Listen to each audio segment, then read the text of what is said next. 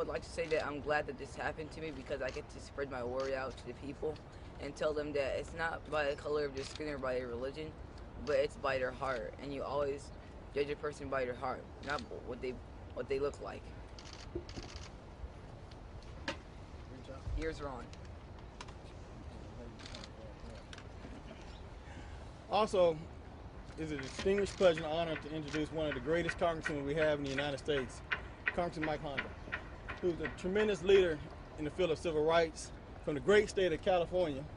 It's a small suburb of Texas, but we love the state of California anyway. Congressman? Thank you, Ron. I always knew Texas was large. And Ahmed, thank you very much.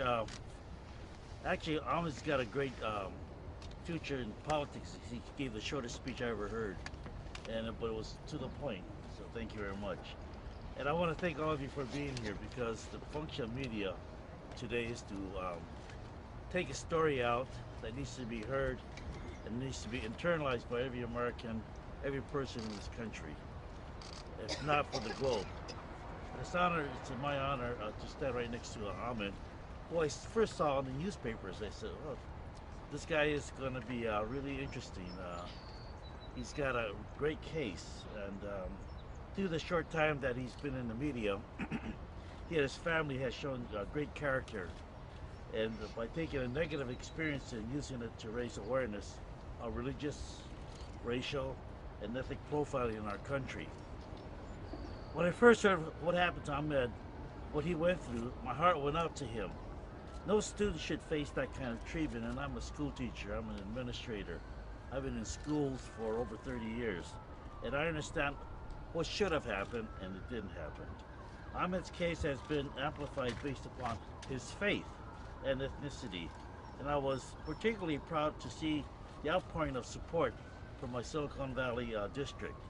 Seeing companies and industries supporting Ahmed and extending invitations to him, as the president did, to visit our valley and their activities. In Silicon Valley, we know that we're made stronger by the diversity of our workforce and our population, and we believe in the promise of religious freedom. It's what keeps Silicon Valley the manufacturing and innovation capital of the world, and folks like him make it possible. I can only hope that as we raise awareness, others across this country and around the world will follow suit. And we must continue to raise awareness. We cannot sweep acts like this under the rug. That's why I and 28 other members of Congress had called upon the Attorney General to investigate the circumstances of this detention and arrest. And I'll say that, circumstances of the detention and arrest. Only then will we find real solutions to any of these discriminatory practices in our society and this kind of behavior. As many of you already know, in the morning of September 14th of this year, Ahmed brought his homemade digital clock to school to show his teachers. And as a school teacher, I would be excited if someone came to my classroom and I taught science that would show the kinds of genius and creativity a student would have. Instead of praise and great recognition that Ahmed deserved, Ahmed was met with suspicion and prejudice. Later that morning, after being reported by the English teacher, 14-year-old Ahmed was removed from his classroom by an Irving police officer and the principal to be interrogated and intimidated for well over an hour and a half by 4 additional officers. After the fact, the Irving police claimed that they were fearful Ahmed had a bomb.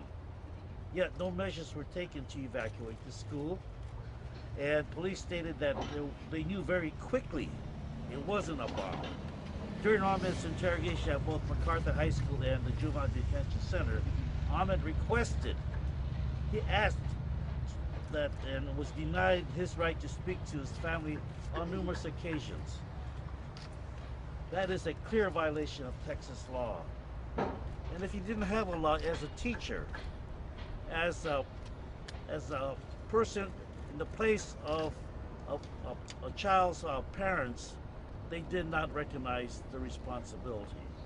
And to add insult to injury, for reasons I cannot fathom, as a former educator, MacArthur High School gave Ahmed a 3-day suspension with no justification. If that wasn't enough, Even after becoming aware of the harmless nature of Ahmed's clock, Ahmed, his arrest was justified as being called having a hoax bomb. A hoax bomb.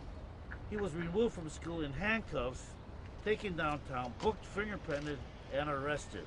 14 years old. In my letter to the Attorney General, I pointed out that Texas Family Code clearly states that during these investigations, during these interrogations, Ahmed was entitled to be accompanied by his parent, guardian, or other custodian, or by his attorney.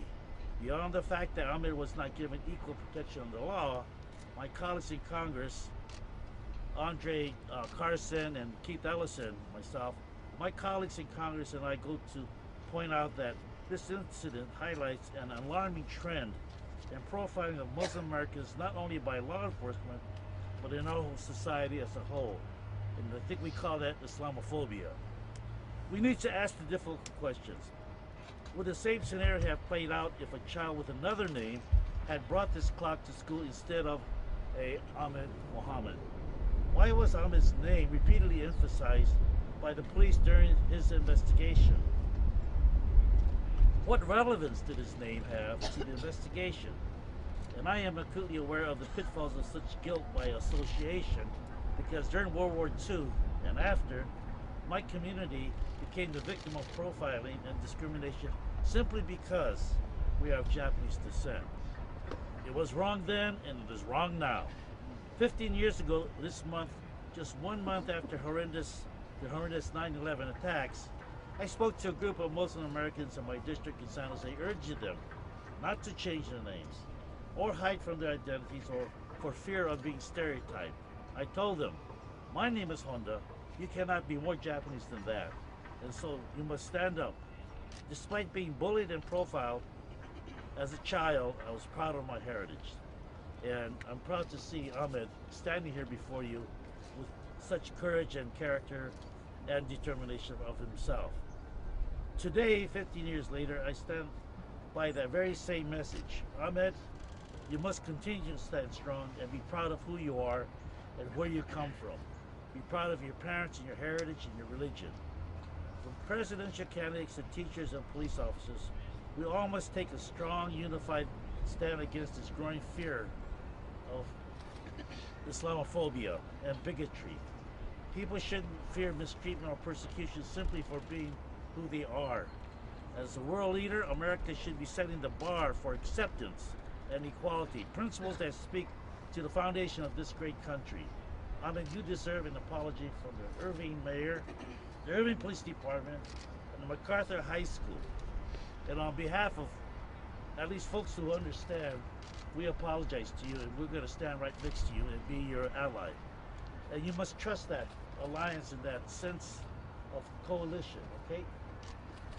And together we can continue to shed light on these biased practices in our schools and law enforcement and fight to keep this happening to other students and people across this country. Ahmed, you have set a great example. You're a commendable young man. Come over here. And you have an open invitation to come. As the president invited you to the White House, you have come to Silicon Valley too. And they know that you're welcome. Thank you. Thank you. Thank you.